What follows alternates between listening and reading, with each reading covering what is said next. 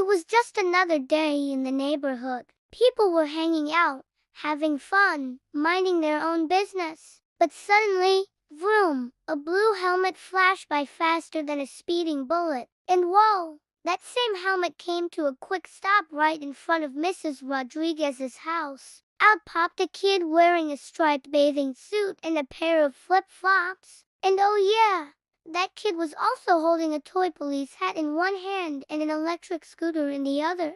And if that wasn't enough to make everyone do a double take, this kid also had a walkie-talkie pinned to his shoulder, and he was making siren sounds. Beep, beep. Yep, that's right. This kid was pretending to be a traffic cop. His name was Sammy, and he wasn't just any 10-year-old. Oh, no, this kid had a real passion for justice, order, and rules, which all sounded great until you realized that this kid was taking things a little too seriously. Stop right there. You're under arrest for fashion crimes. Sammy shouted at Mrs. Rodriguez, who was watering her begonias in her summer dress and sandals. Everyone gasped. They couldn't believe what they were seeing. Some people started to panic, others stood frozen in slow motion, and a few others even fainted dead away. It was quite the sight to behold. Meanwhile, back at Sammy's house, his mom was watching it all unfold through the window.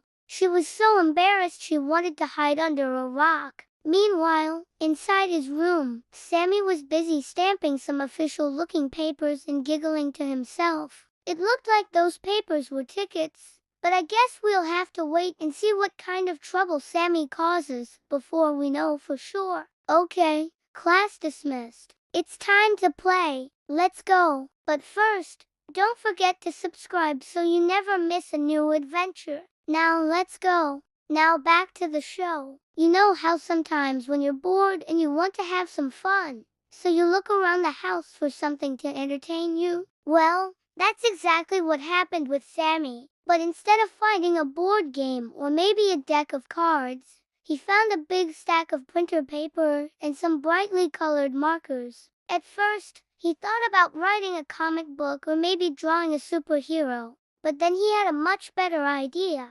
He decided to make some tickets. He drew lines, added some words, and used different colors to make each one special. One said slow down, speed demon, while another one said wrong sock color. Then he put on his favorite striped bathing suit, grabbed his trusty electric scooter and his brand new set of tickets. He was ready to start his shift. He asked his mom where he could park his patrol car, but she just stared at him with an unamused expression. So he parked his scooter outside and went straight to work. He handed out tickets to anyone who didn't follow his rules. You're too slow. That's a ticket, he told Mr. Williams, who was walking his dog slowly. And why are you walking on the grass? You need to stick to the sidewalk. That's 2 tickets, he told a kid who was playing tag. But not everyone took his warning seriously. Some people just laughed at him, while others pretended to listen but secretly didn't care. To make matters worse, his scooter ran out of battery pretty quickly, so he had to push it around, which made him even more mad. At this point, he had given out dozens of tickets and nobody had even slowed down for him. He felt like a tiny ant trying to control the whole wide world. He sat down on a nearby bench to catch his breath, and that's when he saw her. Mrs. Davis, the sweetest old lady in the neighborhood, was sitting on her porch swing, sipping lemonade and watching him. When she saw him looking, she smiled and waved. "Hello there, little officer," she said kindly. "You certainly seem to be busy." He told her about his mission to enforce rules and order in the neighborhood. And although he sounded cute when he tried to sound serious, it just made her laugh. "You're a funny one, aren't you?" she said with a wink. "But you know, sometimes being a good officer isn't about giving out tickets. Sometimes it's about helping people." She pointed to a girl across the street who was crying because she couldn't find her cat. "Why don't you go see if you can help her?" He thought about it for a second. Helping people did sound a lot better than giving out tickets. Plus, he really liked Mrs. Davis and her delicious cookies. So he thanked her for the advice and zoomed off to find the lost cat. He asked the girl what the cat looked like, and she described a fluffy white cat with blue eyes. He searched high and low, but the cat was nowhere to be found. Just when he was about to give up, he heard some meows coming from under a bush. He peeked under the leaves, and there was the lost cat. She was hiding between some branches and looked a little scared. He carefully reached out his hand, and the cat rubbed against his fingers. "Got you," he whispered, and the cat purred happily. He handed the cat to the girl, and she was so happy she almost cried. "Thank you so much," she said with a big smile. "I was so worried I'd never see her again."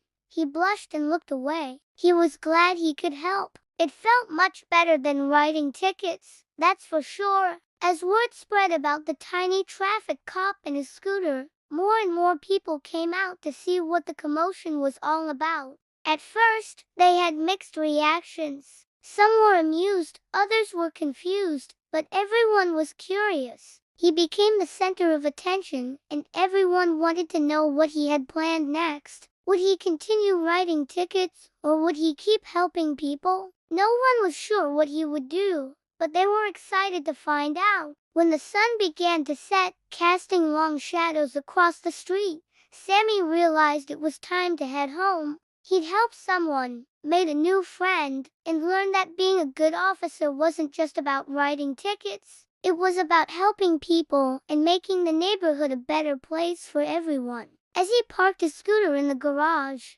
he knew he'd never forget his first day on the job. He might be just a small kid with a big imagination, but he also had a big heart and a passion for justice. And who knows what adventures awaited him next? The next day, Sammy was back to being his usual goofy self, running around the neighborhood with his friends. But now they had a new game. They pretended to be superheroes with secret identities. Sammy was still the tiniest traffic cop, but now he was also Captain Comet, defender of the universe. With his trusty sidekick, Super Scooter, by his side, he was ready to take on any villain who threatened the peace and order of their little corner of the world. The possibilities were endless, and they couldn't wait to see what adventures awaited them next. As the kids played, Mrs. Davis watched from her porch swing, a knowing smile on her face. She knew that Sammy's adventures were just beginning, but she also knew that no matter what challenges he faced,